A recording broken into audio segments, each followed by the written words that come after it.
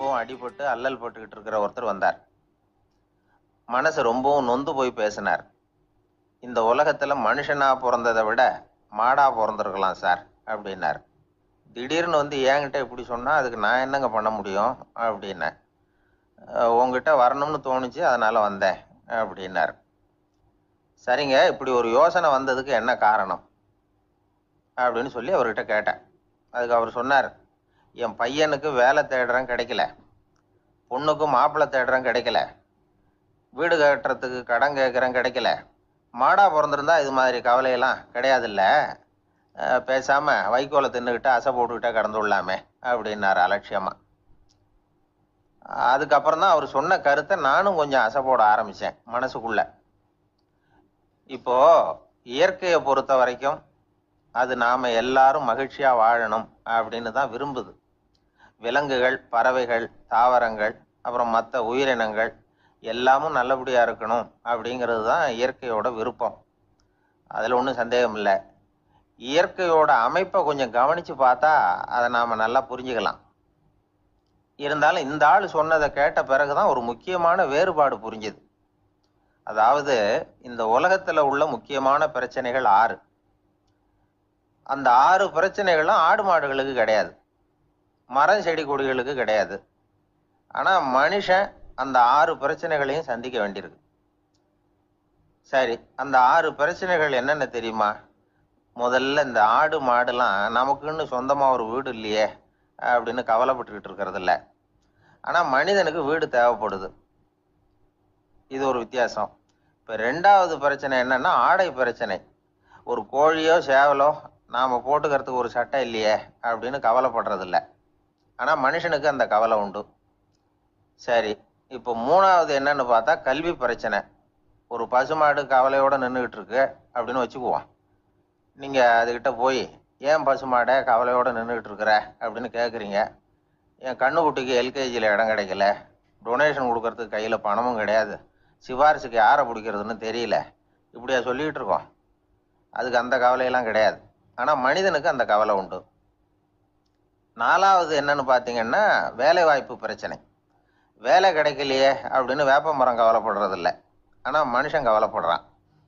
5வது என்னன்னு பார்த்தா கல்யாண பிரச்சனை. எருமை மாடு பசுமாடு எல்லாம் பொண்ணுக்கு மாப்பிள்ளை தேடிட்டாலே இது பேப்பரில் மணமகன் தேவை அப்படின்னு விளம்பரமாக கொடுக்குது, அதெல்லாம் கிடையாது.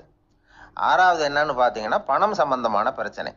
ஆடு மாடுலாம் பணத்தை சேமிக்கணும்னோ ஏதாவது நிதி நிறுவனத்தில் முதலீடு பண்ணணும்னோ நினச்சிக்கிட்டு இருக்கிறது இல்லை.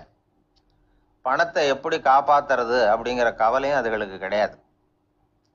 குதிரை வந்து குளம்போட பிறக்குது, அதனால அது காடு மேடெல்லாம் கவலை இல்லாமல் தெரியலாம். ஆடு வந்து உடம்புல ரோமத்தோட பிறக்குது, அதனால் அது குளிரை பற்றி கவலைப்பட வேண்டிய அவசியம் இல்லை.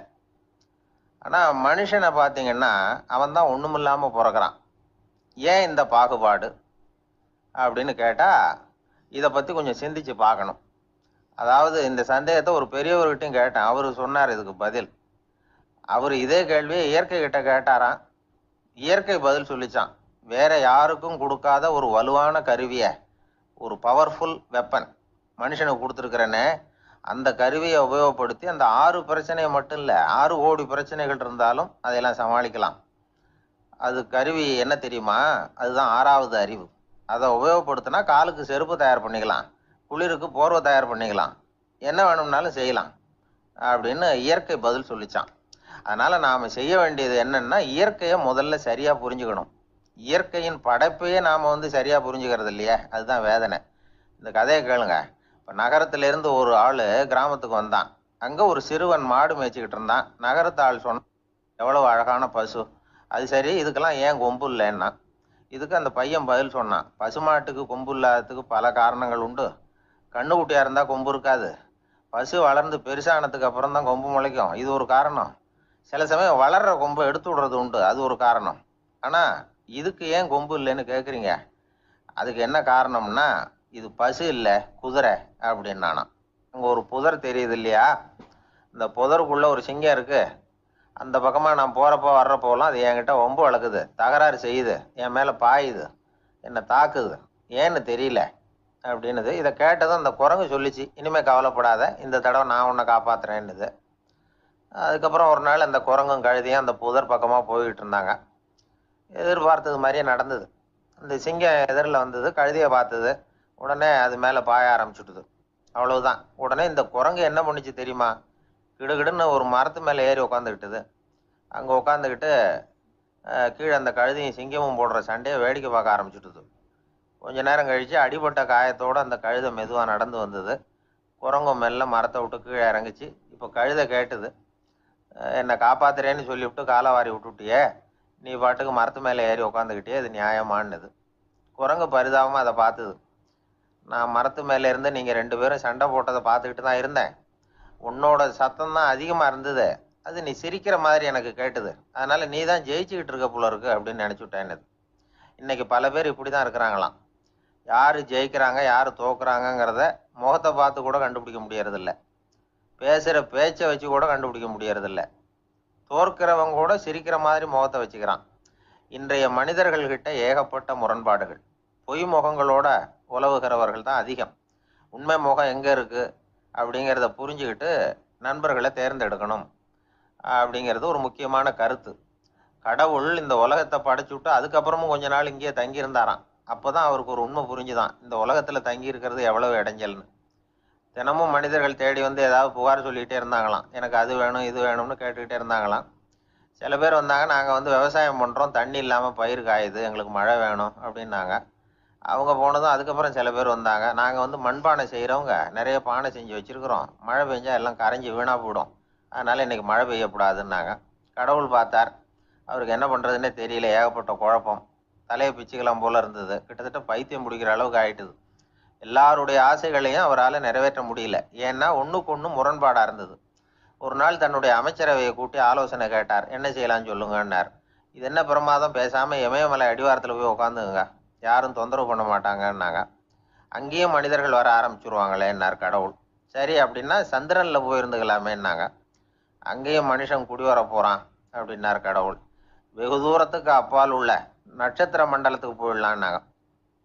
இதெல்லாம் நிரந்தர தீர்வாகாது, நிரந்தரமாக இந்த மனிதனுடைய தொல்லையிலேருந்து நான் விடுபடணும், அதுக்கு ஏதாவது வழி சொல்லுங்கன்னார் கடவுள். ஒரு வயசான ஆள் வந்தார். கடவுளுக்கு காதோட காதாக ஒரு வழியை சொன்னார்.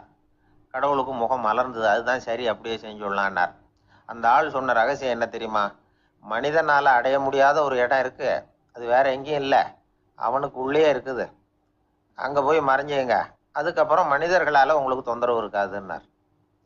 மனிதன் நினைக்காத இடம் அதுதான். அதாவது உள்ளுக்குள்ள இருக்கிற உண்மையை புரிஞ்சுக்காம வெளியில எங்கேயோ அது இருக்கிறதாக நினைச்சு வரட்டிக்கிட்டு அலையிறான் மனுஷன். உள்ளே இருக்கிற உண்மை புரிஞ்சா நாம தன்னம்பிக்கையோட தலை நிமிர்ந்து வாழலாம். வேடிக்கையா ஒரு கதை சொல்லுவாங்க, இதை பாருங்க, நம்ம பையன் எங்க பணம் வச்சாலும் எடுத்து விடுறான், என்ன பண்றதுன்னாங்க அம்மா. அப்பா கொஞ்ச நேரம் யோசனை பண்ணார். அதுக்கப்புறம் சொன்னார், அவன் கண்ணில் படாத இடமா, நம்ம வீட்டில் இருக்கிறது ஒரே இடம் தான், அங்கே பணத்தை வை திருட்டு போகாதுன்னார். அது எந்த இடம்னு கேட்டாங்க. அதுதான் அவன் பாட புஸ்தகம், அதில் வச்சிரு, அவன் தொடவே மாட்டான், பாட புத்தகத்தை தொடாமல் பரீட்சையில் வெற்றி பெற முடியாது அப்படிங்கிறத புரிஞ்சுக்கணும். உள்ளே இருக்கிற உண்மையை தொடாமல் வாழ்க்கையில் வெற்றி பெற முடியாது. அதனால் உண்மையை புரிஞ்சுக்கிட்டா வாழ்க்கையில் வெற்றி நிச்சயம். கத்தியை தீட்டாதே புத்தியை தீட்டு அப்படின்னு ஒரு பெரியவர் புத்தி சொன்னார்.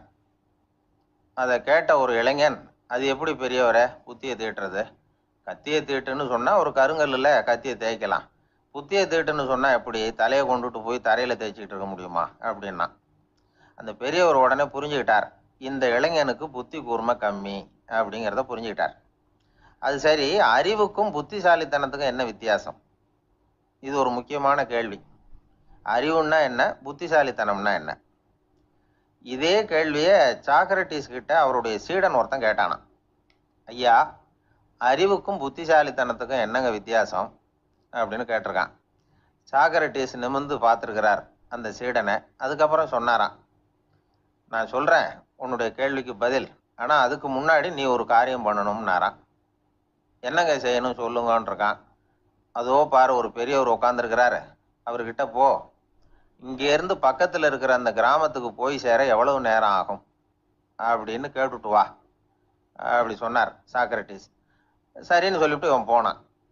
அந்த பெரியவர் முன்னாடி போய் நின்னான். ஏங்க பெரியவரை, இங்கேருந்து அதோ தெரியுத அந்த கிராமத்துக்கு போய் சேர்றதுக்கு எவ்வளவு நேரம் ஆகும் அப்படின்னு கேட்டான். பெரியவர் நிமிர்ந்து பார்த்தார். ஆனால் பதில் எதுவும் சொல்லலை. இவன் மறுபடியும் ஒரு தடவை அதே கேள்வியை அவர்கிட்ட கேட்டான். என்னங்க, நான் கேட்குறது உங்கள் காதில் விழுதா?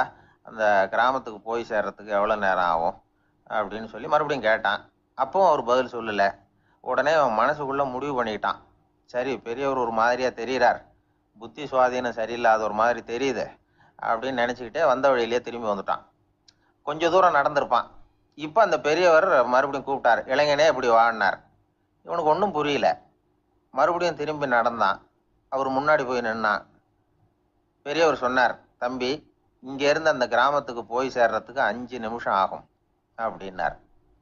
இப்போ அந்த இளைஞன் அந்த முதியவரை ஒரு மாதிரியாக பார்க்க ஆரம்பித்தான். அதுக்கப்புறம் கொஞ்சம் யோசித்தான். பிறகு அவர்கிட்டே கேட்டுட்டான், ஏங்க பெரியவரை, இதே பதிலை அப்போவே என்கிட்ட சொல்லியிருக்கலாமே, என்னை திரும்பி போன்னு சொல்லிவிட்டு பாதி தூரம் போனதுக்கப்புறம் மறுபடியும் கூப்பிட்டு அதுக்கப்புறம் இப்படி சொல்கிறீங்களே, இது நியாயமா அப்படின்னா. பெரியவர் சிரித்தார். அதுக்கப்புறம் சொன்னார், ஏன்பா, நீ எவ்வளவு வேகமாக நடக்கிறேங்கிறத பார்க்காம நீ கிராமத்துக்கு போய் சேர வேண்டிய நேரத்தை எப்படி என்னால் சொல்ல முடியும்? அதனால தான் உன்னை கொஞ்சம் தூரம் நடக்க விட்டு உன்னுடைய நடையின் வேகம், அந்த கிராமம் இருக்கிற தூரம் ரெண்டையும் கணக்கு போட்டு அதுக்கப்புறம் நேரத்தை சொன்னேன்னார். சீடன் வந்து தலை குனிந்தான். அப்படியே திரும்பி வந்து சாக்ரட்டிஸ் முன்னாடி நின்னான். சாக்ரட்டிஸ் இப்போ சொல்றார், தம்பி, அதுக்கு பேர் தான் புத்திசாலித்தனம். இந்த அறிவு கூர்மை வந்து எல்லா இளைஞர்களுக்கும் வரணும் அப்படிங்கிறதுக்காகத்தான் கத்தியை தீட்டாத புத்தியை தீட்டு அப்படின்னு பெரியவங்கள்லாம் சொல்லிட்டு இருக்கிறாங்க. புத்தியை தீட்டுறவங்கெல்லாம் வாழ்க்கையில் அறிவாளி ஆறாங்க, தீட்டாதவங்க கோமாளி ஆறாங்க. இதுதான் இன்னைக்கு நடக்கிறது. அதனால அறிவு கூர்மைங்கிறது வேற. இந்த காலத்து ஆசாமி ஒருத்தர் இன்னொருத்தரை பார்த்து கேட்டார், ஏங்க, ஒரு விமானம் இங்கேருந்து புறப்பட்டு 2 மணி நேரத்தில் மதுரைக்கு போய் சேருது. நல்லா கவனிங்க, ஒரு விமானம் இங்கேருந்து புறப்பட்டு 2 மணி நேரத்தில் மதுரைக்கு போய் சேருது அப்படின்னா என்னோட வயசு என்னன்னு கேட்டார். இவர் கேட்கறதுல ஏதாவது அர்த்தம் இருக்கா? அதாவது இங்கேருந்து புறப்பட்டு 2 மணி நேரம் ஆகுது மதுரைக்கு போகிறதுக்கு, அப்படின்னா என் வயசு என்னன்னு கேட்குறாரு. இதை கேட்ட உடனே அவர் பதில் சொன்னார், அப்படின்னா உங்களோட வயசு 20 அப்படின்னார். எப்படிங்க அவ்வளவு கரெக்டாக சொன்னீங்க அப்படின்னு கேட்டார். வேற ஒன்றும் இல்லை, எங்கள் பக்கத்து வீட்டில் ஒரு முழு பைத்தியம் இருக்கு, அதோட வயசு 40, அப்படின்னா உன் வயசு 20 தான் இருக்கணும் அப்படின்னார். அரை பைத்தியம்னு முடிவு பண்ணிக்கிட்டார். அதனால வாழ்க்கையில் அறிவு கூர்மைங்கிறது ரொம்ப அவசியம். அந்த புத்திசாலித்தனம் இருக்கிறவங்க வாழ்க்கையில வெற்றி பெறுவது நிச்சயம். சாலை ஓரமா அழுதுகிட்டு உட்காந்துருந்தான். பிச்சை எடுத்து சாப்பிட்ற ஒருத்தன் அந்த பக்கமா வந்தான். இவனை பார்த்தான். ஏன் அழுதுகிட்டு உட்காந்துருக்கிற, என்னாச்சு உனக்கு அப்படின்னு கேட்டான். அதுக்கு இவன் சொன்னான், என்கிட்ட ஒண்ணுமே இல்லை, நான் இந்த உலகத்துல இருந்து என்ன பிரயோஜனம், அதனால தான் அழுதுகிட்டு இருக்கிறேன் அப்படின்னா. உன்கிட்ட மறைஞ்சிருக்கிற புதையல் என் கண்ணுக்கு நல்லா தெரியுது, அது உனக்கு புரியல, அதனால தான் அழுதுகிட்டு இருக்கிற அப்படின்னா. என்னது, புதையல் இருக்குதா, உன் கண்ணுக்கு தெரியுதா அப்படின்னு கேட்டான். ஆமா, எனக்கு தெரியுது, அந்த புதையலை நீ விற்கிறதுக்கு தயாரா இருக்கிறியா அப்படின்னு கேட்டான் இவன். இதை கேட்டதும் அந்த இளைஞனுக்கு ரொம்ப ஆச்சரியமா போச்சு. என்னது இப்படி கேட்குறானே அப்படின்னு. என்கிட்ட ஒரு காசு கூட இல்லையே, அப்படி இருக்கிறப்போ புதையல் எங்கேருந்து வந்தது அப்படின்னா. இந்த நேரத்தில் அந்த பிச்சைக்காரன் சிரிச்சான். இப்படி தான் இந்த உலகத்தில் எல்லாரும் சொல்லிட்டு இருக்கிறாங்க, என்கிட்ட ஒன்றுமே இல்லை ஒன்றுமே இல்லைன்னு சொல்லி. ஆனால் அவங்கக்கிட்ட தான் புதையல் இருக்கு. நீ வேணும்னா என் கூட வா, நம்ம நாட்டு அரசர்கிட்ட போவோம், உங்ககிட்ட இருக்கிற புதையலை அவர் நல்ல விலைக்கு எடுத்துக்குவார் அப்படின்னா. அது எப்படி உனக்கு தெரியும்னா, இதுக்கு முன்னாடியும் இது மாதிரி பல பேரை நான் வந்து ராஜா கிட்ட அழைச்சிட்டு போயிருக்கிறேன், அதனால தான் உன்னை பார்த்தேன், உன்னையும் கூப்பிடுறேன், நீ சரின்னு சொன்னால் உன்னை அழைச்சிட்டு போகிறேன், உங்ககிட்ட இருக்கிற புதையலை அவர் நல்ல விலை கொடுத்து எடுத்துக்குவார் அப்படின்னு சொன்னான். இவன் இப்படி சொல்கிறதும் அந்த இளைஞனுக்கு ஒன்றுமே புரியல. இது என்னது, இந்த ஆள் இப்படி சொல்லிக்கிட்டு இருக்கிறான், நம்மக்கிட்ட என்ன இருக்குது, அதுவும் இல்லாமல் இவனே பிச்சை எடுத்து சாப்பிட்டுக்கிட்டு இருக்கிறான், இவன் போய் நம்மளை ராஜா கிட்ட அழைச்சிட்டு போகிறதா, போகிறேங்கிறானே என்ன அப்படின்னு சொல்லி அவன் யோசனை பண்ணான். என்ன யோசிக்கிற, உனக்கு பணம் வேணும்னா என்னோட வா அப்படின்னா. இளைஞன் ஒரு முடிவுக்கு வந்தான். சரி, இங்கேயே உட்காந்துக்கிட்டு இருக்கிறத விட அங்கேயாவது போய் பார்ப்போமே, இங்கே அழுதுட்டு உட்காந்துருக்கிறதுல என்ன பிரயோஜனம், ஏதோ கூப்பிடுறான் போய் பார்த்துட்டு வருவோமே அப்படின்னு சொல்லி அவன் கூட புறப்பட்டான். பிச்சைக்காரன் முன்னாடி போயிட்டே இருக்கிறான், இந்த இளைஞன் பின்னாடி நடந்து போயிட்டு இருக்கான். ரெண்டு பேரும் அரண்மனையை நோக்கி போறாங்க. பாதி வழி போயிருப்பாங்க. வழியில அந்த பிச்சைக்காரன் சொன்னான், இதை பாரு, முன்னாடியே சில விஷயங்களை நாம பேசிக்க வேண்டியிருக்கு. சரியா தெளிவா முடிவு எடுத்துக்கிட்டு அதுக்கப்புறம் ராஜா கிட்ட போகணும். ஏன்னா அங்க போய் அது முடியாது இது முடியாதுன்னு நாம நமக்குள்ள சண்டை போட்டுக்கிட்டு இருக்க முடியாது. ராஜாவுக்கு விலையை பத்தி கவலையே இல்லை, எவ்வளவு சொன்னாலும் நமக்கு பணம் கிடைச்சிரும். ஆனா அதுக்கப்புறம் நான் இதை விற்கிறதுக்கு தயாரா இல்லைன்னு சொல்லிடக்கூடாது.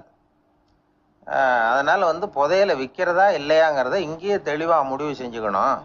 இல்லைன்னா ராஜா கிட்ட போய் அங்க போய் குழப்பிட்டு இருக்க முடியாது அப்படின்னு சொன்னான். இளைஞனுக்கு ஒண்ணுமே புரியல.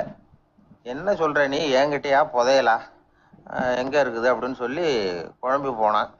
இப்போ அந்த பிச்சைக்காரன் சொன்னான், இத பாரு, இப்போ உதாரணத்துக்கு உன்னுடைய கண்களை எடுத்துக்கோ, அதுக்கு நீ என்ன விலை கேட்டுற போற? நான் அதுக்கு ராஜா கிட்ட இருந்து ஒரு 50,000 ரூபா வாங்கி தர முடியும். உன்னுடைய இருதயத்தை கொடுக்குறியா, 20 லட்சம் ரூபா வாங்கி தரேன். மூளையை கொடுக்குறியா, 30 லட்சம் வாங்கி தரேன். என்ன சொல்ற அப்படின்னு சொல்லி இந்த பிச்சைக்காரன் பேசிக்கிட்டே போறான். இளைஞனுக்கு கோபம் வந்துட்டுது. என்ன உளர்ற, உனக்கு என்ன பைத்தியமா? கண்ணையும் மூளையையும் இருதயத்தையுமா விற்பாங்க? என்ன விலை கொடுத்தாலும் அதையெல்லாம் நான் விற்கிறதுக்கு தயாரா இல்லை, நான் விற்க மாட்டேன். அதை கொடுத்துட்டு நான் என்ன பண்றது? இப்படி நான் மட்டும் இல்லை, யாருமே இதை விற்கிறதுக்கு தயாரா இருக்க மாட்டாங்க அப்படின்னு சொன்னான் அந்த இளைஞன். இவன் இப்படி சொன்னதும் அந்த பிச்சைக்காரன் வாய் விட்டு சிரிக்க ஆரம்பிச்சுட்டான். இப்போ பைத்தியமானது நானா நீயா? லட்சக்கணக்கான கோடிக்கணக்கான ரூபாய் பொறுமானம் உள்ள பொருள்களை உங்ககிட்டயே வச்சுக்கிட்டு விற்க முடியாதுன்னு சொல்ற நீ தான் ஏழை. என்கிட்ட ஒண்ணுமே இல்லைன்னு மரத்தடியில் உட்காந்து அழுதுட்டு இருக்கிறியே அப்படின்னு சொன்னான். இன்னைக்கு பாத்தீங்கன்னா பல பேர் தன்கிட்ட புதைஞ்சிருக்கிற ஆற்றலை புரிஞ்சிக்க முடியாம அவதிப்பட்டுக்கிட்டு இருக்கிறாங்க. நம்ம கிட்ட என்ன இருக்குங்கிறது அவங்களுக்கு தெரியறது இல்லை. அதனாலதான் என்கிட்ட ஒண்ணுமே இல்லைன்னு சொல்லி அழுதுகிட்டு இருக்கிறாங்க. இதை விளங்க வைக்கிறதுக்கு பெரியவங்க சொல்ற கதை இது. நம்ம கிட்ட இருக்கிற புதையலை நாம தான் தோண்டி எடுக்கணும். உண்மையான புதையலுங்கிறது உள்ளே இருக்கு, ஆனா அதை வெளியில தேடுற ஆசாமிகள் தான் அதிகம். சராசரி மனித இயல்பு அப்படி. நம்ம கிட்ட விலை மதிக்க முடியாத பகுத்தறிவு இருக்கு, அதை வச்சுக்கிட்டு வாழ்க்கையில முன்னேறதுக்கு முயற்சி பண்ணணும். என்கிட்ட ஒண்ணுமே இல்லைன்னு நினைச்சு ஓரமா உட்காந்துடக்கூடாது. முயற்சி செஞ்சா முடியாத காரியம் எதுவுமே இல்லை. ஒரு ரயில்வே ஸ்டேஷன் பக்கம் வெளியில ஒரு டாக்ஸி நின்றுகிட்டு இருந்தது. அந்த பக்கமா வந்த ஒருத்தர் டாக்ஸி டிரைவரை பார்த்து சொன்னார், ஐயா, உங்க வண்டியில பின் சீட்ல ஒரு மணி பரிசு கிடக்கு, யாரோ மறந்து விட்டுட்டு போயிருக்கிறாங்க அப்படின்னாரு. இல்ல இல்ல, அது காலி பரிசு தான், நான் தான் அதை அங்க போட்டு வச்சிருக்கிறேன்னாரு டிரைவர். ஏன்னு கேட்டார் அவரு. இதுக்கு டிரைவர் சொன்னாரு, அதை பார்க்குற யாராவது அதை எடுத்துக்கலாம்ங்கிற ஆசையிலையாவது சவாரிக்கு வருவாங்க, அதுக்காக தான் போட்டு வச்சிருக்கிறேன் அப்படின்னார். ஒரு நண்பர் அவசர அவசரமா என்கிட்ட ஓடி வந்தார். அப்புறம் சொன்னார், என்னால நம்பவே முடியல சார், என் பையனா இப்படி அப்படின்னு சொல்லி ஆச்சரியப்பட்டார். உங்க பையன் அப்படி என்னதான் செஞ்சுட்டான்னு கேட்டேன். என்னால முடியாத ஒரு காரியத்தை அவன் சுலபமா செஞ்சுட்டான் சார் அப்படின்னார். அது என்ன, உங்களால முடியாத காரியத்தை அவன் செஞ்சுட்டாங்கிறீங்க, அது என்ன காரியம்னு தான் சொல்லுங்களேன். 5ஆம் வகுப்புல ஒரே தடவையில பாஸ் ஆயிட்டான் சார், அதாவது ஒரே அட்டம்ப்ட்ல பாஸ் ஆயிருக்கிறான் அப்படின்னார். மூச்சு வாங்க. கஷ்டப்பட்டு பரீட்சை எழுதினவன் அவன், இவருக்கு மூச்சு வாங்குது. நம்மால செய்ய முடியாத ஒரு காரியத்தை இன்னொருத்தர் செய்யும் போது அது நமக்கு ஆச்சரியமா தெரியுது. இப்ப சர்க்கஸ் பாக்குறோம், அங்க ஒருத்தர் அந்த இடத்துல தொங்குறார், அதை பாக்குறப்போ அது நமக்கு ஆச்சரியமா தெரியுது. ஏன்னா அது மாதிரி அந்த இடத்துல தொங்குறதுங்கிறது நம்மால முடியாத காரியம். நம்மால முடியாத ஒண்ண அடுத்த ஒருத்தர் ரொம்ப சுலபமா செய்யறப்போ நாம மருள்வது இயற்கை. இதைத்தான் தொல்காப்பியம் மருட்கை அப்படின்னு சொல்லுது. இந்த வியப்பு இருக்குதே, இது 4 வகையில ஏற்படுதான். அதையும் தொல்காப்பியம் தான் சொல்லுது. அது என்ன 4 வகை அப்படின்னா, முதல் வகை எப்படின்னா புதுமையான அரிய செயல்களை செய்வது. 2வது வகை என்னன்னா பெரிய செயல்களை செய்யறது. 3வது வகை எப்படின்னா மிக நுட்பமான செயல்களை செய்யறது. 4வது வகை ஆக்கம் தரும் செயல்களை செய்யறது. புதுமை, பெருமை, சிறுமை, ஆக்கமோடு மதினம் சாலா மருட்கை 4 அப்படிங்கிறது தொல்காப்பியம். இன்னைக்கு விஞ்ஞானம் புதுசு புதுசா எதையோ கண்டுபிடிச்சிக்கிட்டு இருக்குது. அந்த கண்டுபிடிப்புகளை எல்லாம் பார்க்குறப்போ ஆரம்பத்தில் ஆச்சரியமா இருக்கு, அதுக்கப்புறம் நமக்கு பழகி போடுது. வானொலி பெட்டி புதுசாக வந்தப்போ அதை சுற்றி எவ்வளவு கும்பல், ஒரு பெட்டி பேசுது அப்படிங்கிறது எவ்வளவு வியப்புக்குரிய விஷயம். இப்போ யாரும் வானொலி பெட்டியை ரொம்ப ஆச்சரியத்தோட பார்க்கறது இல்லை. வச்சிருந்தாதான் ஆச்சரியமா பார்ப்பாங்க சில பேர், இந்த காலத்தில் எப்படி வச்சிருக்கிறாரேன்னு சொல்லி. மாறா அதை அலட்சியமாகவும் பார்க்க ஆரம்பிச்சுட்டாங்க. மதினம் சாலா மருட்கை அப்படின்னு ஒரு சொற்றொடர் வருது பாருங்க, அதுல கருத்தாழம் உண்டு. எதை பத்தியும் போதுமான அளவு புரிஞ்சிக்காதப்போ ஒருத்தர் ஆச்சரியப்படுறார், புரிஞ்சுக்கிட்டதுக்கு அப்புறம் ஆச்சரியம் மறைஞ்சு போடுது. மிக நுட்பமான செயல்களும் நம்மளை ஆச்சரியப்பட வைக்குது. ஒரு அரிசியில ஒரு திருக்குறள் எழுதி காட்டுறாங்க, ஒரு முட்டை ஓட்டுக்குள்ள ஓவியம் தீட்டி காட்டுறாங்க. கருங்கல் சிற்பங்கள்ல எவ்வளவு நுட்பமான வேலைப்பாடுகள், அதையெல்லாம் பார்த்து ஆச்சரியப்படுறோம். இது மாதிரியே ஆக்கப்பூர்வமான செயல்களும் நம்மளை வியப்பில் ஆழ்த்தும். குப்பை கூலங்களை கூட வாழ்க்கைக்கு பயன்படுகிற பொருளா மாற்றுகிறவர்கள் இருக்கிறாங்க. அவங்களுடைய செயல் நமக்கு ஆச்சரியத்தை தருது. இடைக்காட்டு சித்தர்னு ஒருத்தர் இருந்தார். அவர் பாடிய மூவடி 30ங்கிற நூல்ல ஒரு பாட்டு வருது. ஆற்றல் பிறர் அறிதலின் ஆகம் கிளர்வு உறுதலின் கற்று அறிபாணர் கெழுமிய கோடலின் தோற்றம் உருகவே போற்றல் சால் வியப்பே.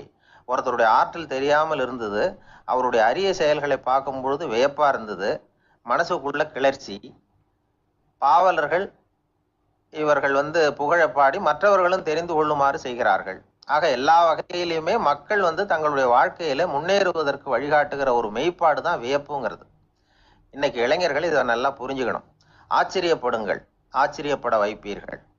இந்த காலத்துல நம்ம எப்படி எல்லாமோ ஆச்சரியப்பட வைக்கிற அதிசய மனிதர்கள் இருக்கிறாங்க. ஒரு ஆளை பிடிச்சி ஜெயிலுக்கு கொண்டுகிட்டு வந்தாங்க. சிறை அதிகாரி அவனை ரொம்பவும் ஆச்சரியமா பார்த்தார். இவன் கேட்டான், ஏன் சார் அப்படி பாக்குறீங்க, நான் இப்போ இங்க வந்தது உங்களுக்கு ஆச்சரியமா இருக்கா அப்படின்னு கேட்டான். இதுக்கு சிறை அதிகாரி சொன்னார், நீ இப்போ இங்க வந்ததுல எனக்கு ஒன்றும் ஆச்சரியம் இல்லைப்பா, ஏற்கனவே நீ இங்கேருந்து விடுதலை ஆகி போய் 6 மாசம் ஆச்சு, இவ்வளவு லேட்டா திரும்பி வர்றியா, அதுதான் எனக்கு ஆச்சரியம் அப்படின்னாராம். இது ஒரு வகையான ஆச்சரியம்.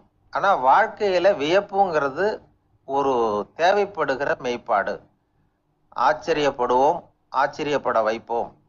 அப்படி இந்த உண்மையை புரிந்து கொண்டோம்னா நம்ம வாழ்க்கையில வெற்றி நிச்சயம். ஒரு நண்பர்கிட்ட பேசிக்கிட்டு இருந்தேன். அவருடைய உறவினர் ஒருத்தர் ஒரு நேர்முக தேர்வுக்கு போயிருந்தாராம், இன்டர்வியூக்கு. ரொம்பவும் பொறுப்பாகவும் கவனமாகவும் செயல்பட வேண்டிய பதவிக்கான நேர்காணல் அது. இவர் எழுத்து தேர்வுல ஏராளமான மதிப்பெண்கள் வாங்கிவிட்டார். அதனால அதை பத்தி கவலை இல்லை. இப்ப நேர்முக தேர்வுல தேர்வு பெறணும். ஏராளமான சான்றிதழ்கள் வச்சிருந்தார். நேர்காணல்ல கேட்கப்பட்ட எல்லா கேள்விகளுக்கும் சரியான பதில தான் சொன்னார். இருந்தாலும் பாருங்க, அந்த நேர்முக தேர்வுல அவர் தேர்ந்தெடுக்கப்படலை. என்ன காரணம் அப்படின்னு பின்னாடி விசாரிச்ச போதான் விவரம் தெரிஞ்சுதான். அது என்ன ஆயிருக்குதுன்னா, அந்த நேர்காணலின் போது இவர் நடந்துகிட்ட முறையில சில தவறுகள் நடந்து போச்சான். முக்கியமா 2 தவறுகள்.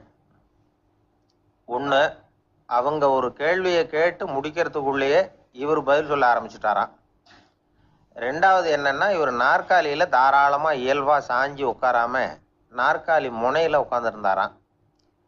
இந்த 2 விதமான செயல்பாடுகளும் இவர் அவசரப்படுறவர், பதற்றப்படுறவர் அப்படிங்கிறதுக்கான அடையாளங்கள். அதாவது கேள்வியை கேட்டு முடிக்கிறதுக்குள்ளேயே முந்திக்கிட்டு பதில் சொல்றது.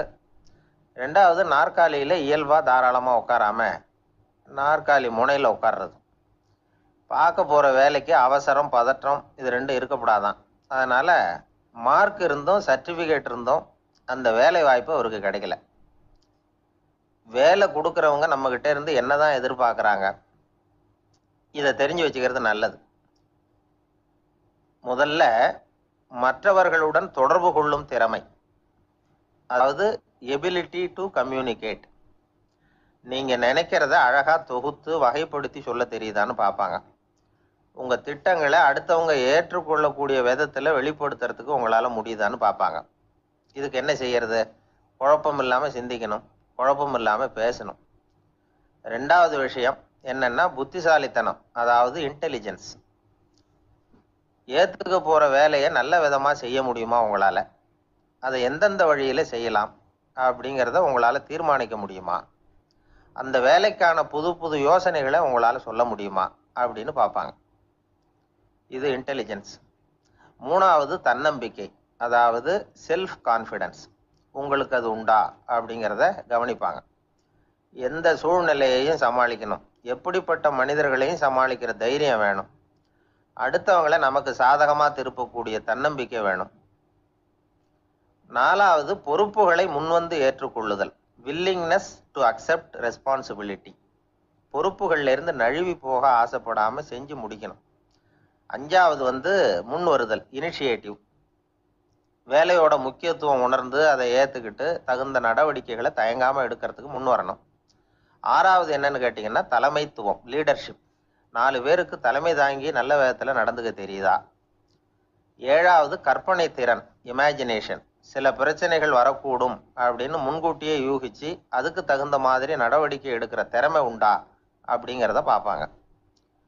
எட்டாவது என்னன்னா வளைந்து கொடுத்தல், ஃப்ளெக்சிபிலிட்டி.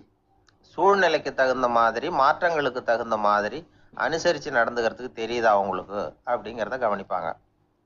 அடுத்தது திறமைகளை வெளிக்கொணரும் திறமை, இன்டர்பர்சனல் ஸ்கில்ஸ். அடுத்தவங்க கிட்ட இருக்கிற திறமையை கண்டுபிடிச்சி அதை நல்ல விதத்தில் ஊக்கப்படுத்தி பயன்படுத்த தெரியுதா அப்படின்னு பார்ப்பாங்க. ஆறாவது சுய அறிவு, செல்ஃப் நாலேஜ். அடுத்தவங்க நம்மளை பற்றி என்ன நினைக்கிறாங்க அப்படிங்கிறத நம்மளால் புரிஞ்சுக்க முடியுதாங்கிறது முக்கியம். அடுத்தது போட்டி மனப்பான்மை, காம்படிட்டிவ்னஸ். அடுத்தவங்களை ஒப்பிட்டு பார்த்து அதை விட ஒரு படி மேலே வரணுங்கிற குணம் வேணும். இதுக்கு அடுத்தது என்னன்னா குறிக்கோளை வெல்லுதல், கோல் அச்சீவ்மெண்ட். குறிக்கோளை சவாலாக எடுத்துக்கிட்டு அதை அடையணும். அப்புறம் வேறுபட்ட திறமைகள், ஒகேஷனல் ஸ்கில்ஸ். பதவிக்கு வேண்டிய திறமைகள் தவிர மற்ற திறமைகள் எதுவும் உண்டாங்கிறது முக்கியம். நமக்கு வேலை கொடுக்கணும்னு நினைக்கிறவங்க நம்மக்கிட்ட இருந்து இவ்வளவும் எதிர்பார்ப்பாங்க. அதுக்கு தகுந்த மாதிரி நம்மளை நாமே தயார்படுத்திக்கணும். எனக்கு வேண்டப்பட்ட ஒருத்தர் ஒரு இன்டர்வியூவுக்கு போயிட்டு வந்தார், நேர்காணலுக்கு. எப்படி இருந்தது இன்டர்வியூன்னு விசாரித்தேன். நான் போனேன். அவர் கேட்ட எல்லா கேள்விக்கும் அவர் எதிர்பார்த்தது மாதிரியே எல்லா பதிலையும் சொன்னேன். கடைசியாக நான் எதிர்பார்க்காத ஒரு தகவலை அவர் சொன்னார் அப்படின்னார். என்னன்னு கேட்டேன்.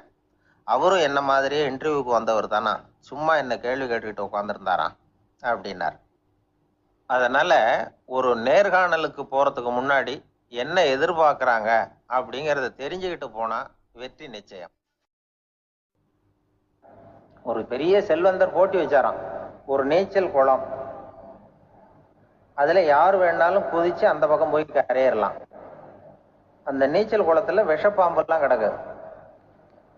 யார் துணிஞ்சு அந்த விஷப்பாம்பு இருக்கிற குளத்துல குதிச்சு அந்த பக்கம் போய் கரையேறானோ அவனுக்கு ஒரு 100 ஏக்கர் நிலம் கொடுப்பேன். அது வேண்டான்னா ஒரு 1000 ஆடு கொடுப்பேன். அதுவும் வேண்டான்னா என் பொண்ணை கொடுப்பேன் அப்படின்னு போட்டி வச்சார்.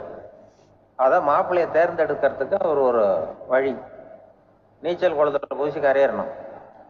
இப்போ அந்த ஊரில் இருக்கிற இளைஞர்கள்லாம் வந்து பார்க்குறாங்க அந்த குளத்துல குதிக்கணும்னு. ஆனால் குளத்துல வெறும் விஷப்பாம்பெல்லாம் கிடக்கு. இது என்ன பண்ணுறதுன்னு பார்த்தா யாருமே குதிக்கிறதுக்கு தைரியம் வரல. திடீர்னு ஒருத்தன் துணிஞ்சு குதிச்சான். படபடன்னு அடிச்சுட்டு போய் அந்த பக்கம் கரையேறிட்டான்.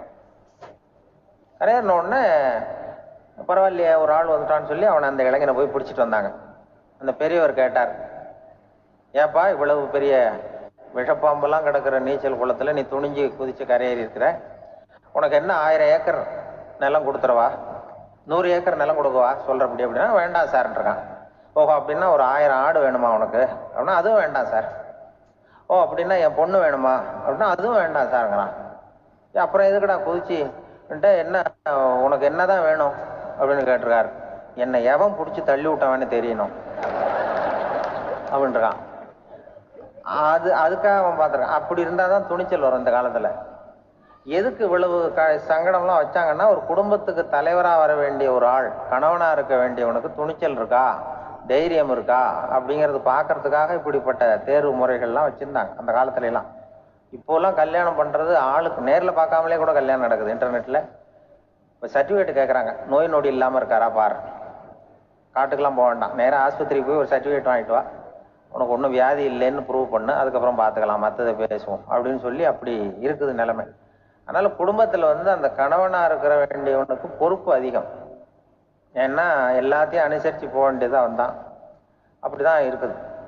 அந்த கணவன் மனைவிக்குள்ள விட்டு கொடுக்கறது அதெல்லாம் பற்றி நிறைய எல்லாரும் ஏற்கனவே நம்ம புலவர்கள்லாம் பாடியிருக்காங்க. எல்லாரும் இப்போ கல்யாணம் ஆகி இந்த காலத்தில் ஒரு ஒரு கணவனை வந்து விரட்டிட்டு வந்தாங்களாம், முறத்தை எடுத்துக்கிட்டு. ஒரு மனைவி அவன் பயந்துட்டு வெளில ஓடி வரான், பின்னாடி முறத்தை எடுத்துட்டு அந்த அம்மா ஓடி வருது. இவனை தனியாக பிடிச்சி கொண்டு போய், என்னப்பா இந்த மனைவிட்டு இப்படி பயந்து ஓடி வரிய, முறத்தால துரத்துறா இப்படி வரிய அப்படின்னா, அவன் அப்படியே தடுமாறிக்கிட்டு அதெல்லாம் ஒன்றும் இல்லை, அவன் என்ன புலியா நினைக்கிறா அப்படின்னு ஒரு பெருமையாக சொல்லிட்டானா. அந்த காலத்தில் புலியை தான் முறத்தால விரட்டினாங்க, இப்போ புருஷனை விரட்டுறாங்க அப்படின்னு சொல்லி. அப்படி அந்த காலத்தில் வந்து கணவனுக்கு ஒரு குடும்பத்தை நிர்வகிக்கிற திறமை இருக்கா, உடல் வலிமை தான் முக்கியம்.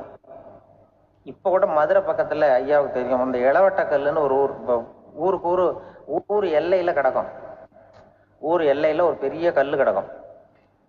அந்த அந்த ஊருக்கு பொண்ணு கேட்க போகிறவங்க அந்த கல்லை தலைக்கு மேலே தூக்கி காட்டணும், அப்படியே தூக்கி தலைக்கு மேலே வசதி கீழே போடணும். அந்த வலு இருந்தால் தான் நீங்கள் அந்த ஊருக்குள்ளேயே போகலாம், பொண்ணு கேட்கறதுக்கு போகலாம். இல்லைன்னா நீ திரும்பி போக வேண்டியதான். அந்த வலிமை இருக்கா மாப்பிள்ளைன்னு பார்க்குறாங்க. இளவட்டக்கல்லுன்னு பேர்.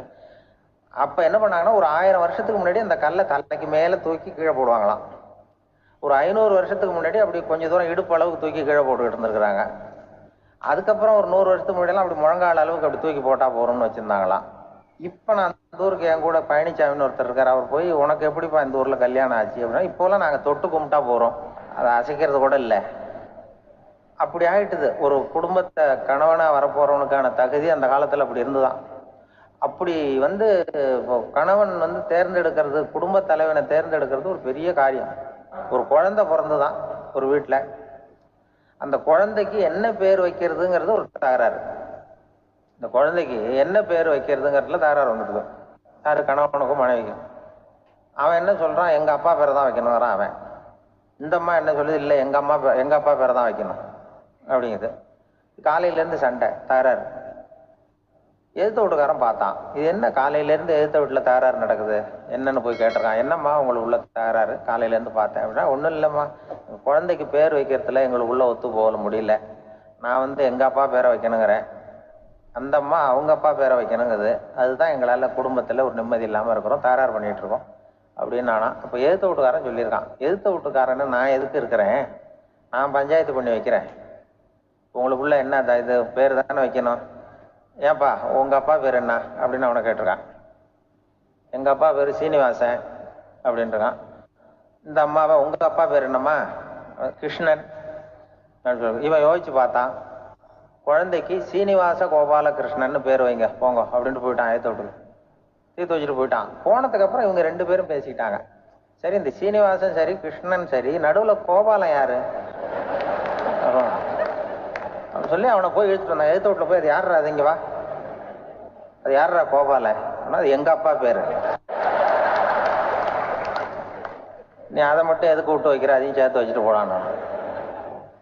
அதாவது குடும்பத்தில் வந்து ஒரு கணவனும் மனைவியும் ஒரு சின்ன விஷயத்துல கூட ஒத்து போகலன்னா இப்படிதான் ஏத்து வீட்டுக்காரன் பஞ்சாயத்துக்கு வருவான், கோபாலன் வந்து குறுக்க வருவான் ஒருத்தன். அப்படி அந்த அனுசரிப்புங்கிறது குடும்பத்துல ரொம்ப அவசியம். கணவனும் மனைவி, ஒரு பஸ்ஸில் வந்து ரெண்டு பெண்கள் வந்துகிட்டு இருந்தாங்களாம், பஸ்ஸு பிரயாணம். 2 பெண்கள் வந்து பக்கத்தில் உட்காந்துருக்காங்க. அந்த கண்டக்டரை கூப்பிட்ருக்காங்க, இங்கே வாயா அப்படின்னு அந்த ஒரு அம்மா கூப்பிட்ருக்கு. என்னம்மா அப்படின்ட்டு இருக்கார். வந்து இந்த ஜன்னலை திறந்து விட்டு போ அப்படின்னு. சரின்னு பக்கத்தில் இருந்த ஜன்னலை திறந்து விட்டு அவர் போயிட்டார். பக்கத்தில் இருந்தம்மா உடனே இங்கே வாயா, மறுபடியும் வாயான்னு கூப்பிட்ருக்கு. வந்து என்ன, இந்த ஜன்னலை மூடி விட்டு போ அப்படின்ட்டுருக்கு. மூடி விட்டு போனார்.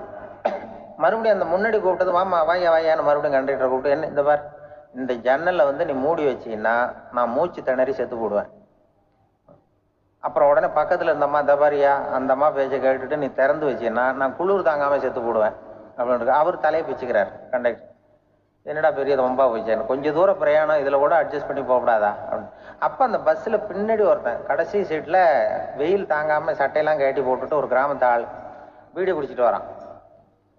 அவர் கூப்பிட்ருக்கான் அந்த ஆள், அந்த கண்டக்டர், இங்கே வாயா அங்கே என்ன தகராறு அப்படின்னு. அந்த எதிர்த்து வீட்டுக்காரன் வந்தானே முன்னாடி பஞ்சாயத்துக்கு, அது மாதிரி கண்டக்டர் இங்கே வாயா, அவன் ஏன் நீ என்ன சொல்ல போற அப்படின்ட்டு வந்திருக்கான். சட்டையெல்லாம் கட்டி போட்டு பீடி குடிக்கிறோம், பீடி புகையை ஊதி விட்டு அங்கே என்ன தகராறு அப்படின்னு கேட்டிருக்கான். ஒன்றும் இல்லையா, இந்த அம்மா வந்து ஜன்னலை திறந்தா செத்து போவேங்கிறது, இந்த அம்மா ஜன்னலை மூடுனா செத்து போவேங்கிறது, நான் என்னையா பண்ணுறது ஒரு ஆள். இதுக்கு ஏன் கவலைப்படுறேன், நான் சொல்றத கேள்வி, நான் தீர்த்து வைக்கிறேன் பிரச்சனையை அப்படின்னு சொல்லிட்டு பீடியை எடுத்துக்கிட்டு புகையை ஊதிவிட்டு சொன்னானா, கொஞ்ச நேரம் அந்த ஜன்னலை மூடி வை, அந்த அம்மா செத்து போவோம், அப்புறம் திறந்து வை, இந்த அம்மா செத்து போவோம், நாம நிம்மதியா போகலாம் அப்படின்னு சொல்லிட்டு பீடி குடிக்க ஆரம்பிச்சிட்டான்.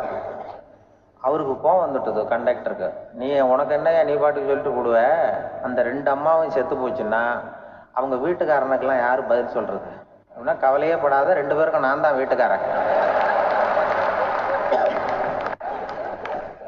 அதனாலதான் அந்த யோசனையை சொன்னேன் அவங்ககிட்ட. அப்புறம் இதுதான், அந்த ஒண்ணுக்கு மேல போச்சுன்னா அது இயற்கைக்கு விரோதம், இப்படிலாம் ஆகும். அதனாலதான் அவன் அவ்வளவு ஒண்ணுமே வேண்டான்ட்டு கடைசி பெஞ்சுல போய் சீட்ல உட்காந்துக்கிட்டான். அப்படி அது இயற்கையை புரிஞ்சுக்கிட்டு வாழணுங்கிறது முக்கியம். குடும்பத்துல கணவனுடைய பங்கு என்ன, மனைவனுடைய பங்கு, குழந்தை குட்டிகள்லாம் சொல்லுவாங்க. அப்படி இருக்கணும். கணவன்கிறவனுக்கு நிறைய சகிப்புத்தன்மை தேவைப்படுது. மனித நேயம்ங்கிறத பத்தி சொல்லுவாங்க. மனித நேயம் ஏன்னா ஒரு கணவன் கணவனா இருக்கணும், மனைவி மனைவியா இருக்கணும். அது ஒண்ணுக்கு மேல இந்த கல்யாணம் பண்ணிக்கிறாங்கல்ல, அது ரொம்ப அவஸ்தை. ஒருவனுக்கு ஒருத்திங்கிறது நம்ம இதெல்லாம் சொல்றது. ஒன்றுக்கு மேற்பட்ட திருமணங்கள் சங்கடத்துல தான் கொண்டு விட்டும் நிறைய சொல்லுவாங்க. உலகத்திலேயே ஒரு பெரிய இது என்ன தெரியுங்களா, இயற்கை நிர்ணயம் பண்ணுது. இப்போ நம்ம சில பேருக்கு எனக்கு பொம்பளை புள்ள வேண்டாம் ஆம்பளை புள்ள வேண்டாம்னு சொல்லி இந்த ஸ்கேன் பண்ணி என்னென்னவோ பண்ணிட்டு இருக்கிறாங்கல்ல. ஆனா இயற்கை அந்த 50-50 ரேஷியோவை அது மெயின்டைன் பண்ணிட்டு இருக்கு. இந்த உலகத்துல ஒரு அதிசயமான உண்மை என்னன்னா, 116 ஆம்பளை புள்ள பிறந்தா 100 பொம்பளை புள்ள பிறகுதான். உலக அளவுல 116 ஆம்பளை புள்ள பிறந்தா 100 பொம்பளை புள்ள பிறகுது. இது எதுக்கு 16 அதிகமா பிறகுதுன்னா, அந்த வாலிப வயசு அடையறதுக்குள்ள 16 செத்து போகுது. 16 அங்கங்க ஓடுறது, கொஞ்சம் முரட்டுத்தனமா போறதுனால செத்து போகுது. அந்த 50-50 இந்த ஒருத்தருக்கு ஒருத்தங்கிற ரேஷியோவை இயற்கை மெயின்டைன் பண்ணிட்டு இருக்கு. அது ஒரு பெரிய அதிசயம். அதை விட பெரிய அதிசயம் என்னன்னா, இந்த உலக யுத்தம் நடந்தது இல்ல, முதல் உலக யுத்தம், 2வது யுத்தம், அப்ப பார்த்துருக்குறாங்க, கணக்கு எடுத்திருக்கிறாங்க. அந்த யுத்தம் முடிஞ்ச பிறகு 116 ஆம்பளை பிள்ளைக்கு பதிலாக 160 170 பிறக்க ஆரம்பிச்சுதான். 100 பெண் குழந்தைக்கு 170 180 ஆண் குழந்தை. இது எதுக்குன்னா, அந்த போர்ல செத்து போகுதுல ஆம்பளை பிள்ளைகள், அதை ஈடுகட்டுறதுக்காக அதிகமா பிறக்க ஆரம்பிச்சிருக்கு. அந்த அளவுக்கு இயற்கை ஒரு பெரிய ரேஷியோவை மெயின்டைன் பண்ணுது. அதாவது ஒருவனுக்கு ஒருத்திங்கிறத அது சொல்லிட்டு இருக்கு. புறாவெல்லாம் வளர்த்தீங்கன்னா, நான் கூட புறா வளர்த்துருக்கிறேன் ஊர்ல. புறா வளர்த்தீங்கன்னா ஒரு தடவைக்கு 2 முட்டை தான் விடும் ஒரு வீட்டுக்கு. அந்த 2 முட்டையும் குஞ்சு பறிச்சுன்னா அதுல ஒண்ணு ஆணா இருக்கும், ஒண்ணு பொண்ணா இருக்கும். அது எந்த முட்டை ஆண் எந்த முட்டை பெண்ணுங்கிறத இயற்கை நிர்ணயம் பண்ணுது. அதை நம்ம மாற்றவே முடியாது. 2ஐயும் அந்த பெண்ணாவோ 2ஐயும் ஆணாவோ மாற்ற முடியாது நம்ம. அதனால அந்த இயற்கையை புரிஞ்சுக்கிட்டு நாம நடந்துக்கணும். அதனாலதான் ஒரு கணவன் ஒரு மனைவி, அதான் ஒருத்தருக்கு ஒருத்தங்கிறது. ஒண்ணுக்கு மேல சங்கடம் தான். ஒரு மனுஷன் இன்னைக்கு மனிதன் மனிதனாக இல்லை, மனித நேயம் குறைஞ்சு போச்சு, எது குடும்ப உறவுகள்லாம் ரொம்ப மாறி போச்சுன்னு சொல்றேன். இப்ப நாகரிகத்துல அப்படிதான் இருக்குது. ஒரு இதுல ஒருத்தன் என்ன பண்ணிருக்கிறான், ஒரு சின்ன பையனை கொண்டு வந்தானா, ஒரு சின்ன பையன் பக்கத்துல இருக்கான். ஒரு பெரியவர் கேட்டிருக்காரு, யாருப்பா அந்த பையன் அப்படின்னு கேட்டிருக்காரு. இவன் சொன்னானா, இந்த பையன் எனக்கு தூரத்து உறவு, எனக்கு தூரத்து உறவுன்னு இருக்கான். சரி, தூரத்து உறவுன்னா எப்படி அப்படின்னு கேட்டிருக்கான். இந்த பையன் எங்க அப்பாவுக்கு 8வது புள்ள அப்படின்னானா. கூட பிறந்தவனே அவ்வளவு தூரமா போயிட்டான், 8வதா பிறந்தான். அப்படி இருக்கு குடும்ப உறவுகள்ங்கிறது. மனுஷனுக்கு வேல்யூ விஞ்ஞானம் எப்படி போட்டிருக்குன்னா, ஒரு மனித உடம்புல இருக்கிற கால்சியத்தை மட்டும் தனியா எடுத்தா ஒரு சின்ன ரூமுக்கு வெள்ளை அடிக்கலாமா. ஒரு மனுஷ உடம்புல இருக்கிற பாஸ்பரஸை மட்டும் தனியா எடுத்தா ஒரு 40 நெருப்பூச்சி தயார் பண்ணலாம். ஒரு மனுஷ உடம்புல இருக்கிற இந்த கொழுப்பு சத்தை மட்டும் தனியா எடுத்தா ஒரு 7 சோப்பு கட்டி தயார் பண்ணலாம். அது மாதிரி ஒரு மனுஷ உடம்புல இருக்கிற இரும்பு சத்தை மட்டும் தனியா எடுத்தா ஒரு 2 அங்குல ஆணி 2 செய்யலாம். இவ்வளவுக்கும் விலை போட்டா 42 ரூபா 50 காசு. இதுதான் மனுஷனுக்கு விஞ்ஞானம் போட்டிருக்கிற விலை. அது எப்போ அது ஒசரும்னா, அவன் மனுஷனா இருக்கிற வரைக்கும் இருக்குறப்ப. அதுவும் செத்து போனா அதுவும் கிடையாது, செத்து போனா அதுவும் குறைஞ்சிரும். மிருகங்களுக்கெல்லாம் அப்படி இல்லை, செத்ததுக்கு அப்புறம் விலை கூடும். அங்கெல்லாம் எல்லா ஊர்லயும் பாத்தீங்கன்னா உயிர் கோழி 50 ரூபா, உரிச்ச கோழி 60 ரூபான்னு போட்டிருக்கோம். செத்ததுக்கு அப்புறம் 10 ரூபா அதிகம். மனுஷனை நீ உயிர் மனுஷன் 42 ரூபா 50 காசு, செத்ததுக்கு அப்புறம் 52 ரூபான்னா நீயே வச்சுக்கிடாது, எனக்கு எது கண்டு கொடுக்கும். அவன் எப்ப அவனுக்கு வேல்யூ கூடும்னா, மனிதன் மனிதனாக வாழும் பொழுதுதான் வேல்யூ கூடும். குடும்பத்துல அந்த அந்த பாசத்தோட வாழணும்னு கடவுள்கிட்ட கேட்டு சொன்னாங்களே, அதுதான். இந்த சமூகம்ங்கிறதும் ஒரு பெரிய குடும்பம் தான். அதனாலதான் இந்த நாட்டுக்கு உள்ள பெருமையை எல்லாரும் ஒற்றுமையா இருந்தா எதையும் சாதிக்கலாம்ங்கிறது தான் இந்த நாட்டுக்கு உள்ள பெருமை. அப்படி நிரூபிச்சோம். அதனால சமூகம்ங்கிறதும் ஒரு குடும்பம் மாதிரி இருக்கிறது தான் பெருசு. சில இதெல்லாம் இப்போ ஜாதி மத வேறுபாடெல்லாம் நம்முடைய முன்னேற்றத்தை தடுக்கும். விலங்குகள் நம்மளோட மேலானது. அதான் ஒரு ஊர்ல ஒரு சிவன் கோயில் இருந்துதான். சிவன் கோயில்ல அந்த புறாவெல்லாம் வளர்ந்துகிட்டு இருந்திருக்கு. அந்த மாடத்துல, சிவன் கோயில் மாடத்துல புறாவெல்லாம் குடியிருந்திருக்கு. உடனே அதுக்கு கும்பாபிஷேகம் பண்றதுக்காக ஊர்ல திட்டம் போட்டாங்க. சிவன் கோயிலுக்கு வெள்ளடிக்க ஆரம்பிச்சாங்க. வர்ணம் பூச ஆரம்பிச்சதும் அதுக்கு சாரம் கட்டுவாங்கல்ல, இந்த குச்சியெல்லாம் வச்சு சாரம் கட்டுவாங்க. உடனே இந்த புறாவெல்லாம் என்ன பண்ணிச்சான், இனிமே நம்ம இங்க வெள்ளை அடிக்கிறாங்க, கும்பாபிஷேகம் வருது, நம்ம இங்க குடியிருக்க முடியாது, எதிர்த்தாப்புல எங்க போகலான்னு பார்த்துருக்கு. இந்த உயரம் கோபுரத்துல இருந்த புறாவெல்லாம் எதிர்த்தாப்புல ஒரு மாதா கோயில் இருந்திருக்கு, சர்ச்சு. அங்க சில மாடங்கள்ல புறாவெல்லாம் இருக்குது, சில மாடம் இருக்கு. உடனே நம்மெல்லாம் அங்க போடுவோம் கொஞ்சம் காலத்துக்குன்னு எல்லாம் புறப்பட்டு இந்த மாதா கோயிலுக்கு போயிடுது. அங்க போனா அங்க இருக்கிற புறாவோட சேர்ந்து இதுவும் குடியிருந்துட்டு இருக்கு. கொஞ்ச நாள் என்னாச்சு, அங்க கிறிஸ்துமஸ் வந்துட்டுது. கிறிஸ்துமஸ் வந்ததும் சரி இங்கேயும் வெள்ளடிக்க ஆரம்பிக்கிறாங்க. நம்ம மறுபடியும் எங்கடா போறதுன்னு பார்த்தா அங்க இருக்கிற புறாவோட சேர்ந்து இதுவும் சேர்ந்து நேரா ஒரு பள்ளிவாசல் இருந்தது. எதுக்கு அங்க இருக்கிற மாடத்துல போய் அங்க குடியேறிட்டுது எல்லாம். அங்க போனா அங்க ரமலான் மாசம் ரம்சானுக்காக அதையும் புதுப்பிக்க ஆரம்பிச்சாங்க. இது என்ன பண்றதுன்னு சொல்லி இந்த 3 செட்டு புறாவும் சேர்ந்து என்ன பண்ணுச்சு, எங்க போலான்னு பார்த்தா மறுபடியும் அதுக்குள்ள இந்த சிவன் கோயில்ல கும்பாபிஷேகம் முடிஞ்சு போச்சான். முடிஞ்சிருக்கு, அங்க போடுவோம் எல்லாரும் சொல்லி எல்லா புறாவும் அந்த சிவன் கோயிலுக்கு வந்துட்டுது. அங்க போய் மாடத்துல குடியிருந்துட்டுது. அப்ப திடீர்னு ஒரு நாள் பார்த்தா ஒரே கலவரம் பூமியில எல்லாம் ஒருத்தன் அருவாளை தூக்கிட்டு நிக்கிறான், குச்சி எடுத்து ஒருத்தனை சுட்டுக்கிறான். ஒரே கலவரம், சத்தம், ஒரே மத கலவரம் வந்துட்டுது ஊர்ல.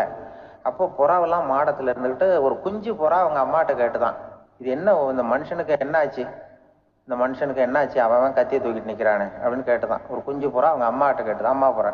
இப்ப அம்மா அந்த புறா சொல்லிச்சான், மனுஷனுக்கு இப்போ மதம் பிடிச்சிருக்கு, அதான் கத்தியை தூக்கிட்டு நிக்கிறான் அப்படின்னு இருக்கு. இப்ப நமக்கெல்லாம் பிடிக்கலையே அப்படின்னு தான். அப்ப அந்த புறா சொல்லிச்சான், அந்த பாருமா, நாம இந்த சிவன் கோயில்ல இருந்தாலும் நமக்கு புறான்னு தான் பேரு, இந்த மாதா கோயிலுக்கு போனாலும் நமக்கு புறான்னு தான் பேரு, பள்ளிவாசலுக்கு போனாலும் நமக்கு புறான்னு தான் பேரு. அந்த மனுஷன் அப்படி இல்லை. அவன் இங்க இருக்கிற வரைக்கும் இந்துன்னு சொல்லுவான், அங்க மாதா கோயில் இருந்தான்னா கிறிஸ்தவன்னு சொல்லுவான், பள்ளிவாசல்ல இருந்தான்னா முஸ்லீம்னு சொல்லுவான். அப்ப குஞ்சு புறா அது என்ன இப்படி பண்றாங்க மனுஷங்க, இப்ப அவங்கள விட நம்ம வசதி போல் இருக்க, நம்ம தேவலாம் போல் இருக்க அப்படின்னு தான் அந்த குஞ்சு புறா. அப்ப அந்த தாய் புறா சொல்லிச்சான், உண்மைதான், அதனாலதான் நம்ம மேலான இடத்துல இருக்கிறோம், அவன் கீழே நிக்கிறான் என்னமும் அப்படின்னு சொல்லிச்சான். இதுதான் அந்த குடும்பம்ங்கிறது, சமுதாயம்ங்கிறது ஒரு பெரிய குடும்பம். அது இந்த புறாகிட்டே இருந்து மனுஷன் கத்துக்க வேண்டியிருக்கு. அப்படி இருக்குது இன்னைக்கு மனுஷனுடைய நிலைமை. அதை புரிஞ்சுக்கணும். அப்படித்தான் ஒவ்வொரு இதுலயும் நாம நடந்து கொள்ள வேண்டி இருக்குது. மிருகங்கள்ட்ட இருந்து கத்துக்கிற வாய்ப்பெல்லாம் இருக்குது. அப்படி சொல்லுவாங்க.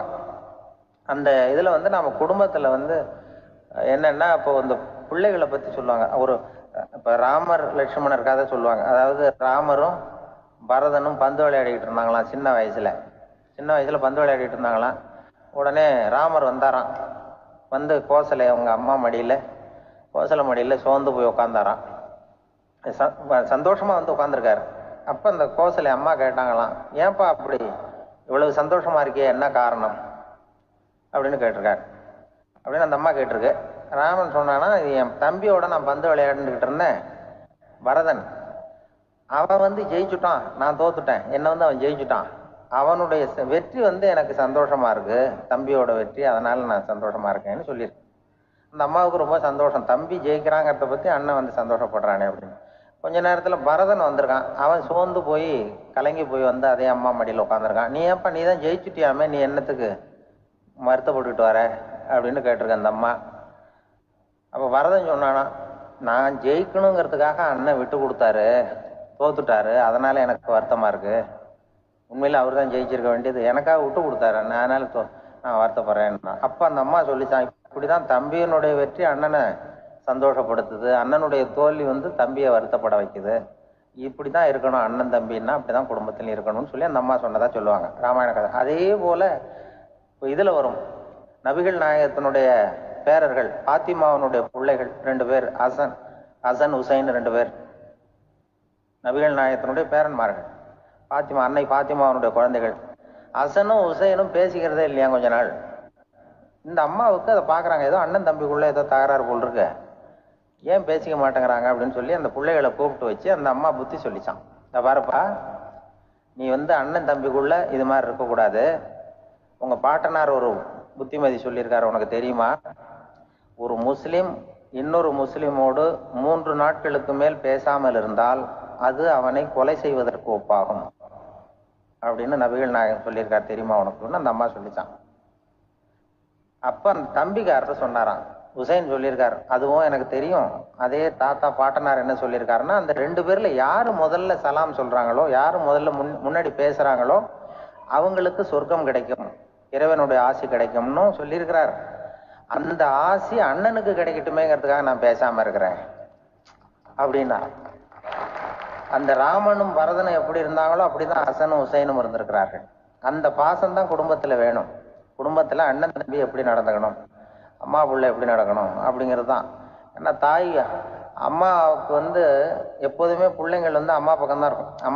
அம்மா பிள்ளைங்க தான் அதிகம். இதுல ஒரு பெரிய நீதிபதி இருந்தார் சென்னையில், உண்மையா நடந்தது. சென்னையில ரொம்ப காலத்துக்கு முன்னாடி காந்தி இருந்த காலத்துல சென்னையில ஒரு நீதிபதி, அவர் ஒரு நாள் நீதி கோர்ட்லாம் விட்டு ரொம்ப கஷ்டப்பட்டு ராத்திரி சும்மா போய் உடனே வீட்டுக்கு வரல. கோர்ட்டினுடைய நடவடிக்கை முடிஞ்சு வீட்டுக்கு வராம போய் எங்கெங்கேயோ போய் சுத்தி விட்டு அந்த நண்பர்களோட அப்படி உல்லாசமா அப்படி கொண்டாடி விட்டு நடுராத்திரிக்கு வந்திருக்கிறாரு வீட்டுக்கு 1 மணிக்கு. அப்ப அந்த வயசான அம்மா வாசல்லையே காத்துக்கிட்டு இருக்கு. உள்ள போச்சு நீதிபதி, இன்னும் வந்து சேரலேன்னு வாசல்லையே நின்றுட்டு இருந்துதான். அப்ப அது வந்த உடனே பலார்னு அரைஞ்சு விட்டாங்களாம் அந்த அம்மா. ஏன்டா அவ்வளவு தூரம் எங்க போனேன், என்னதான் நீதிபதியா இருந்தாலும் அவங்களுக்கு உள்ளதானே, பலார்னு அரைஞ்சு விட்டாங்க. உடனே அவர் கலங்கி போய் அழுதாராம். மறுநாள் கேட்டிருக்காங்க அந்த பக்கத்துல இருந்தவங்க, ஏன் நீ பெரிய நீதிபதி, பெரிய பதவியில இருக்க, அதனால உன்னை உங்க அம்மா அடிச்சுட்டாங்கன்னு அழுதியா அப்படின்னு கேட்டாங்களாம். அப்ப அவர் சொன்னாராம் நீதிபதி, இல்ல நான் இது மாதிரி எங்க அம்மா கிட்ட அடிக்கடி அடி வாங்குவேன், எப்போதும் அவங்க அடிக்கிற அடி பலமா விழும், இப்ப அவங்க அடிச்சது எனக்கு வலிக்கவே இல்லை, அந்த அளவுக்கு அவங்களுக்கு வயசாயிட்டுதே, பலம் குறைஞ்சுட்டுதேன்னு நினைச்சு அழுதேன் அப்படின்னு இருக்காராம். அதுதான் புள்ள அம்மா பேர்ல உள்ள பாசம்ங்கிறது. இதே போல நான் சொன்னது மாதிரி முன்னாடி ஒரு இறைநேச செல்வர் ஒருத்தர் இருந்தார். ஒரு அம்மா எனக்கு அப்பா தண்ணி கொடுப்பா அப்படின்ட்டு படுக்கையில் இருந்த அம்மா. இவர் ஏதோ படிச்சுக்கிட்டு இருந்தவர், ஒரு சின்ன இளைஞர் உடனே ஓடி போய் ஒரு குவளையில தண்ணி எடுத்துட்டு போய் அம்மாவுக்கு முன்னாடி நிற்கிறார். முன்ன அந்த அம்மா அதுக்குள்ள தூங்கி போச்சு. இவர் அந்த தண்ணியை வச்சுக்கிட்டு அவர் பாட்டு நிற்கிறாரு. விடிஞ்சு போச்சு. விடிகிற சமயத்துல அந்த அம்மா முடிச்சு பார்க்குது, பையன் தண்ணியோட கையில வச்சுட்டு நிற்கிறார். ஏம்மா என்னப்பா நீ ராத்திரி பூரா தண்ணியோட நின்றுட்டு இருக்கிறியா எனக்கா அப்படின்னு. அப்பா அவர் சொன்னாராம், ஆமாம்மா ராத்திரி தண்ணி தாகமா இருக்குன்னு கேட்டீங்க, உடனே தண்ணி கொண்டு வந்துட்டேன். ஓடி வந்து பார்க்கும்பொழுது நீங்க தூங்கிக்கிட்டு இருந்தீங்க. தூங்கிட்டு இருக்கும்பொழுது உங்களை எழுப்ப வேண்டாம், தூக்கத்தை கெடுக்க வேண்டாம்னு நான் நினைச்சேன், அதனால எழுப்பல. தூக்கம் முழிக்கிற சமயத்துல உடனே தாகமா இருக்கும், தண்ணி குடிக்கணும்னு ஆசைப்படுவீங்க, அதனால தண்ணியை பக்கத்திலேயே வச்சுட்டு நிக்கிறேன் அப்படின்னு அந்த இளைஞர் சொன்னாராம். அப்படியே கட்டி பிடிச்சிட்டு நீ பிற்காலத்துல பெரிய அறிஞரா வருவேன்னு சொல்லி அந்த அம்மா வரணும்னு சொல்லி இறைவனை வேண்டாங்களாம். அவர் தான் இஸ்லாமிய மார்க்கத்துல, தீன் மார்க்கத்துல பெரிய ஆளானது. அதாவது ஷர்புதீன் யாஹ்யான்னு ஒருத்தர், அவர் பெரிய இஸ்லாமிய பேரறிஞரா வந்தார். இப்படி அம்மா பேர்ல பாசமா உள்ளவங்க எல்லாம் இருந்தாங்க நிறைய. அப்படி அந்த குடும்பத்துல அந்த பாசம் நேசம் எவ்வளவு இருக்கோ அவ்வளவுக்கு அவர்கள் உயர்வார்கள்ங்கிறது தான் நம்முடைய பெரிய இதெல்லாம் பெரியவங்க எல்லாம் சொல்லியிருக்கிறது அதுதான். அதனாலதான் அந்த கணவனுடைய பங்கு என்ன, மனைவியினுடைய பங்கு என்ன, பிள்ளைகளுடைய பங்கு என்னங்கிறத பத்தி ரொம்ப விவரமா சொல்றதுக்காக தான் அதை பத்தி நாம சிந்திக்க வேண்டிய நேரம் இதுங்கிறதுனாலதான். கணவனுக்கு இது வந்துடக்கூடாது, அதாவது கோபம் வரக்கூடாது, நிதானம் வேணும் அப்படின்னு எல்லாம் சொல்லுவாங்க. நிதானம், கணவன் கோபப்படக்கூடாதுமா. அதுக்கு நாங்கள் மனுஷனுக்கு சினம் தவிர்த்தல்னு பயிற்சியெல்லாம் கொடுக்குறாங்க. இப்போ மனுஷன் கோபப்படாமல் இருக்கணும், போகணும் வரணும், அதுக்கு சொல்லுவோம் நாங்கள். சும்மா கதை ரூபமாக சொல்கிறது. அங்கே வேதாத்திரி மகரிஷின்னு இருக்காரு, அவரு இதில் சினம் தவிர்த்தல்னு பயிற்சியை கொடுப்பாங்க. குடும்ப தலைவர்கள் பெரியவங்கெல்லாம் அந்த பயிற்சியை எடுத்துக்கணும். என்ன கூப்பிட்டாங்க ஒரு தரம், சினம் தவிர்த்தல்னு ஒரு பயிற்சி கொடுக்குறோம், அதில் நீ பேசுன்னாங்க. நான் சொன்னேன், நான் பயிற்சிக்கு வேணா வரேன், என்ன பேச வேண்டாம் சார், நான் பயிற்சி கற்றுக்கிறேன். இல்லை நீ அதெல்லாம் பயிற்சி நாங்கள் கொடுக்குறோம், நீ உனக்கு என்ன தெரியுமோ சொல்லு, மனுஷன் கோவப்படாமல் இருக்கணும், அதுக்கு ஏதாவது வழி சொல்லிட்டு போ அப்படின்னு கூப்பிட்டாங்க. சரின்ட்டு போனேன்.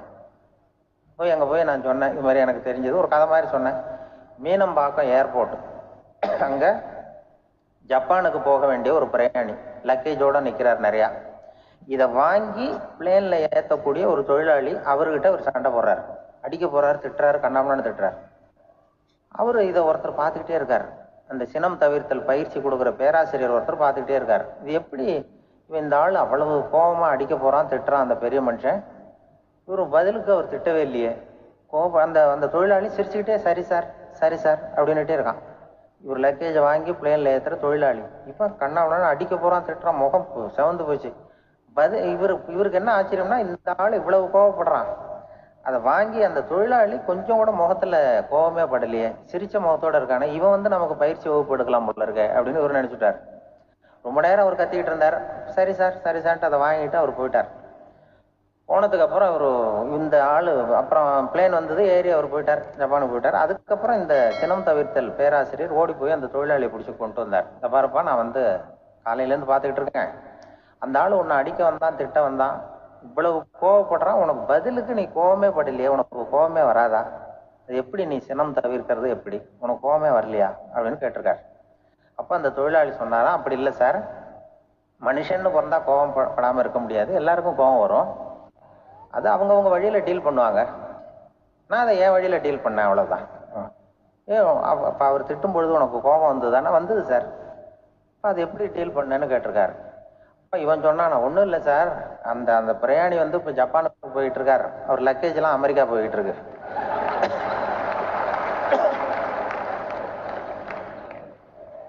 இதுக்கு நாம எதுக்கு சார் அனாவசியமா அவன்கிட்ட போய் சண்டை போட்டுக்கிட்டேன்,